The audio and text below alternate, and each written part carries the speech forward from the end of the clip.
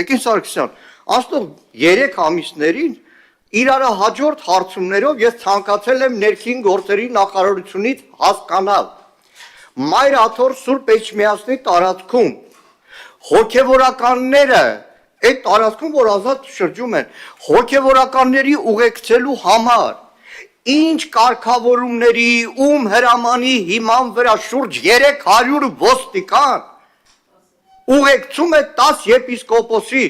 չեմ ասում է հասարակական կարգը, այո, այդ օրը ոստիկանները փայլուն աշխատեցին, հունվարի 18-ն էր, որպեսի բախումներ չլինեն եւ այլն, բայց դրանից զատ 300 ոստիկան Բարձրաստիճան ոստիկան, ինչի էին 10 եպիսկոպոսի ուղեկցում Մայր Աթոռ Սուրբ Էջմիածնի տարածքում,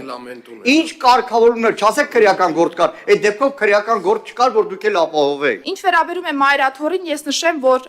պարոն Մանուկյան, ես ճիշտ ասած չգիտեմ դուք ինչ գործիքակազմեր եք կիրառում, բայց 300 անձ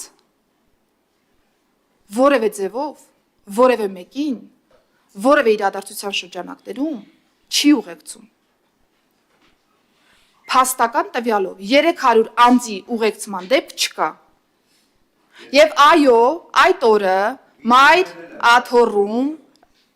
Աթոռում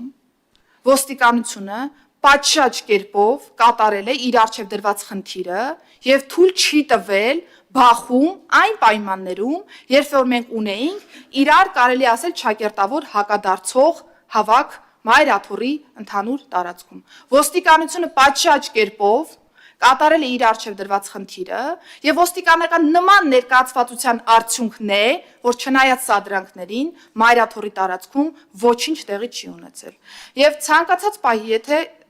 դիտարկենք, որ օպերատիվ տվյալի հիման վրա կամ ընդհանուր իրավիճակով պայմանավորված կարիք կլինի ավելի մեծ թվով ոստիկանական ներուժ ներգրավելու, ներքին գործերի նախարարության համակարգը ներգրավելու է այնքան թվով ոստիկան, որը որ թույլ կտա մեր երկրում պատշաճ հասարակական կարգ եւ անվտանգություն ապահովելու։ Ինչ վերաբերում է ձեր հարցադրումներին, ես բազմիցս արձագանքել եմ, որ եթե կա պաշտպանական միջոց կիրառելու մասին որոշում, ոստիկանները իրականացնելու են վարույթ իրականացնող մարմնի որոշումը, անկախ նրանից, որ մեկս ինչպիսի ընկալումներ ունեն այդ իրադարձության շրջանակներում։